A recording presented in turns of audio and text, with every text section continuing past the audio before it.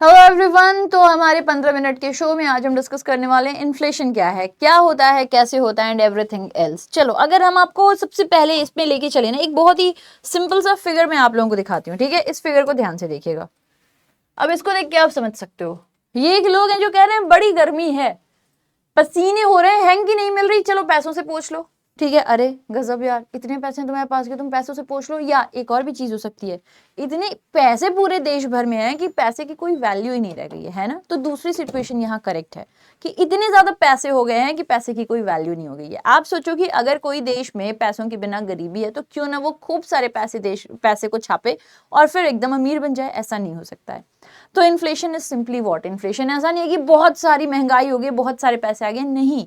Inflation का simple मतलब होता है जो भी चेंजेस होते हैं प्राइस में, जनरली जो इन्फ्लेट होता है, जो बढ़ता है प्राइस में डिमांड सप्लाई की वजह से या किसी वजह से, तो उसको हम कहते हैं इन्फ्लेशन। उसका जो भी इफेक्ट देखने को मिल रहा है, सपोज करिए टमाटर आज से 2 साल पहले अचानक से 250 रुपए हो गया था, 30 रुपए से बढ़कर। तो ये क्या हुआ था? इसका प्राइस इन्फ्लेट हुआ था। बलून इन्फ्लेट करता है, बढ़ रहा है, प्राइस इन्फ्लेट हुआ है, बढ़ रहा है। ठीक है, इसी का उल्टा होता है डिफ्लेशन। अब इन्फ्लेशन की हम बात करते हैं, क्या इन्फ्लेशन हर वक्त बुरा है किसी भी इकोनॉमी में? नहीं, एक रेंज में सही है। भारत के अंदर 2 से लेके 6% तक का इन्फ्लेशन एक अच्छे रेंज का माना जाता है। यानी कि अगर हमारे देश की जो महंगाई है वो 2 से 6% के रेंज में है तो वो ठीक है, बहुत ज्यादा चिंताजनक नहीं है। लेकिन इसके ऊपर नीचे है तो फिर चिंताजनक बात है। तो भारत के अंदर इन्फ्लेशन का अपना एक फिक्स रेट है, it is in between 2 to 6%, which is okay for Indian economy. ना, इन्फ्लेशन में क्या होता है और ये क्यों बुरा बन सकता है? तो इन्फ्लेशन में एक जो परेशानी हो सकती है वो कुछ ऐसी है। आप सपोज करो कि, हाँ, आप ऐसे सपोज करिएगा कि मान लो कोई चीज है। ठीक है, अब जैसे आप सपोज करो कि कोई भी एक वर्क है। ठीक है, ये क्या किया?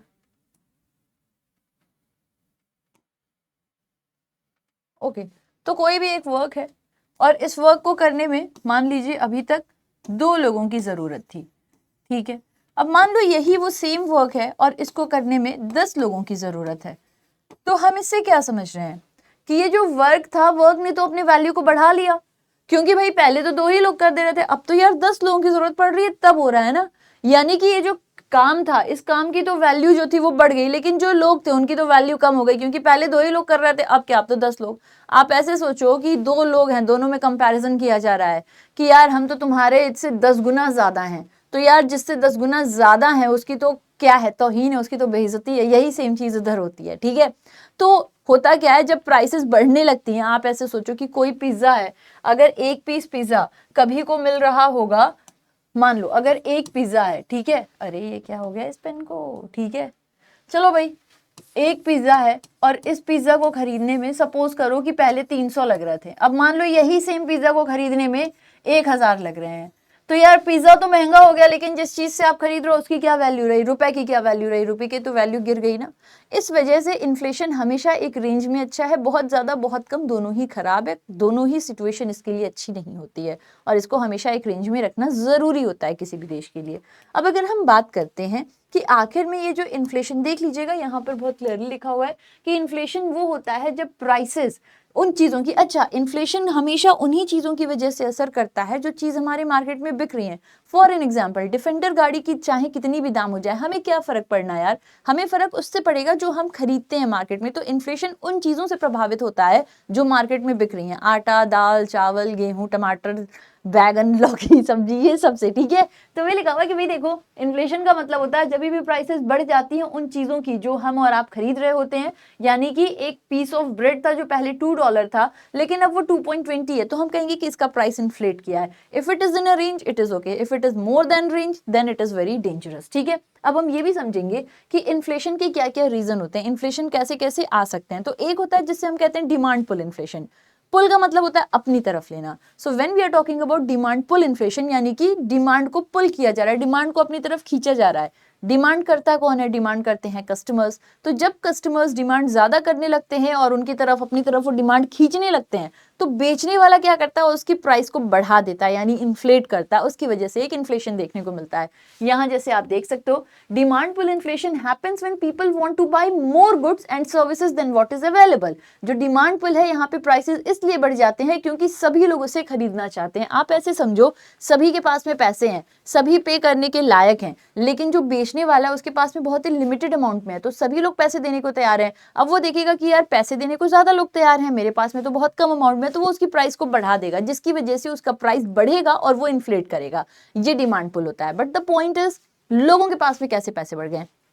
तो लोगों के पास में पैसे बढ़ने का जो एक बहुत बड़ा रीजन होता है वो ऐसे समझो, मान लो इंटरेस्ट रेट सस्ते हो गए हैं लोन के, लोगों को आसानी से लोन मिल जा रहा है, या मान लीजिए टैक्सेस का रेट सस्ता हो गया है, लोगों को आसानी से लोगों के पास में टैक्स वाले पैसे बचने लग गए हैं। तो ये सब कुछ रीजंस होते हैं जिसकी वजह से लोगों के पास में पैसे बचने लग जाते हैं, जैसे कि आप लोग सामने सामने से देख सकते हो। ठीक है, एनीवे, तो ये तो हो गया हमारा डिमांड पुल इन्फ्लेशन। जो एक और होता है उसे हम क्या कहते हैं, ये आप देखिएगा कि कुछ बेचा जा रहा है और उसको खरीदने के लिए काफी सारे लोग खड़े हैं। So it is simply illustrating demand pull inflation. Next अगर हम बात करते हैं, it is cost push. Now what is push?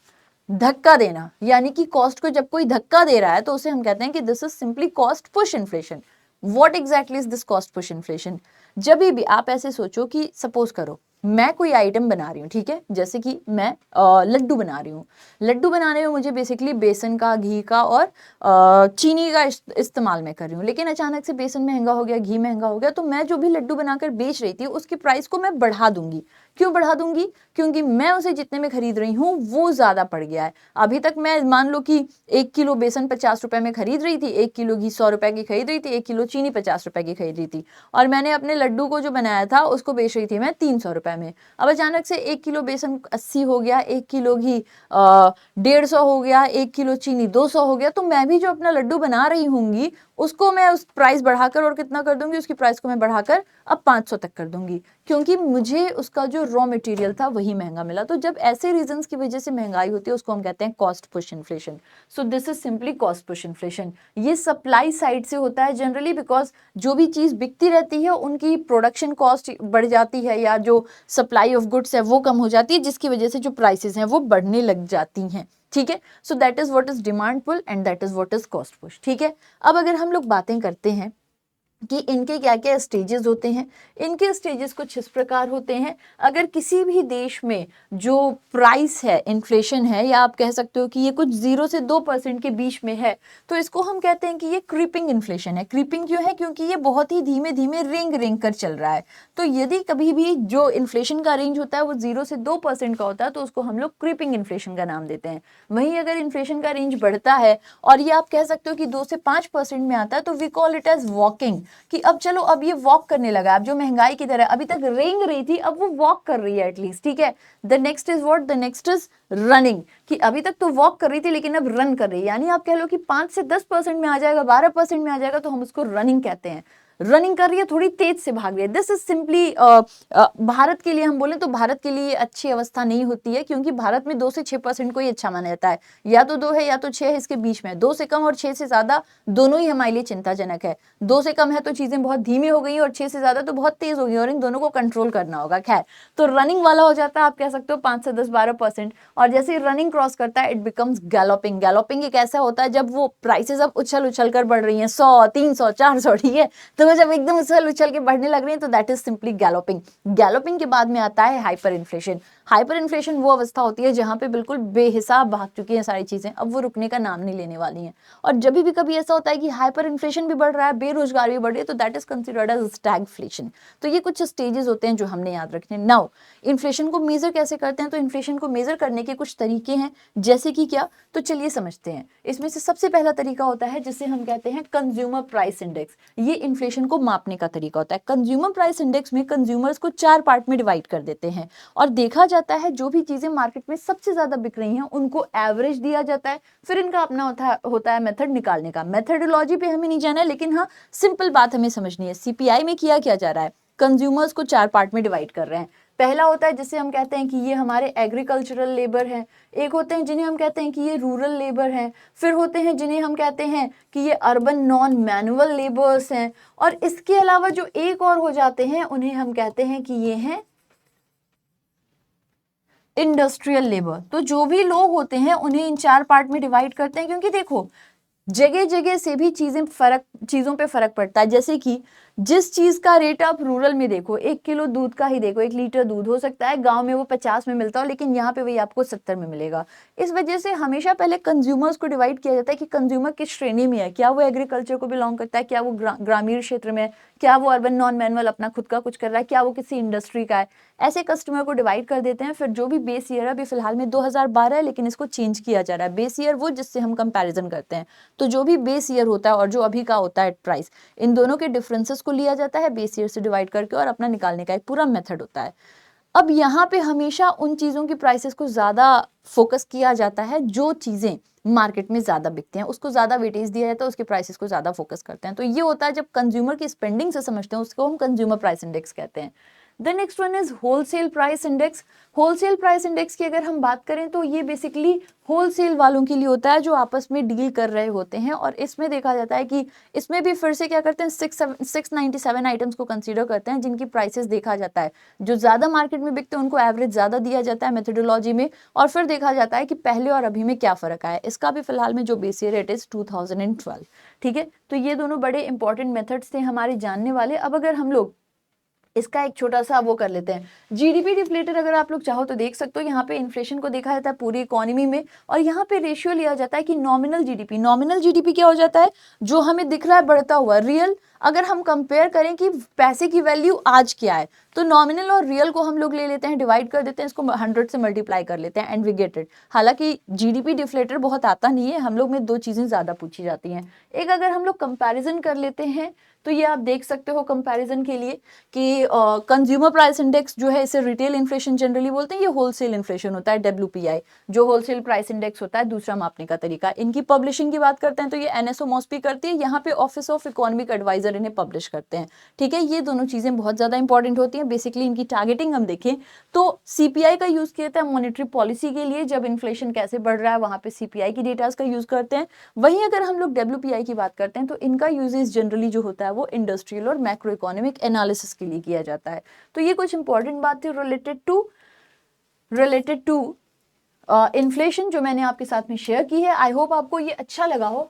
आप लोग मुझे बताइएगा कि अभी फिलहाल में जून में कितना इन्फ्लेशन का रेंज रहा है, और इन्फ्लेशन को हर साल कब पब्लिश करते हैं। अगर आप हमारे साथ में इसको और डिटेल में पढ़ना चाहते हो तो आप हमें हमारे कोर्सेज में ज्वाइन कर सकते हो। अगर आप चाहते हो बैंकिंग वाला के सभी कोर्सेज को एक्सेस कर सको तो you can join us in our bank महापैक। 1 ईयर 2 ईयर का प्रोग्राम होता है, प्री मेंस इंटरव्यू सभी की तैयारी कराई जाती है। एक बार ज्वाइन कर लोगे आप तो हमारी तरफ से जितने भी कोर्सेज आते हैं आप उन सभी का एक्सेस ले सकते हो, लेकिन आपको एक बारी में उसकी बारी पेमेंट करनी होती है। Then you can join us for that time, जब तक के लिए आपने इसकी पेमेंट की है, 1 ईयर 2 ईयर। आई होप आपको सेशन पसंद आया हो। फिर हम ऐसे ही मुलाकात करते रहेंगे। क्वेश्चन का आंसर जरूर करिएगा जो मैंने आपसे पूछा है। मुलाकात करते हैं। Till then thank you, take care, love you, bye bye.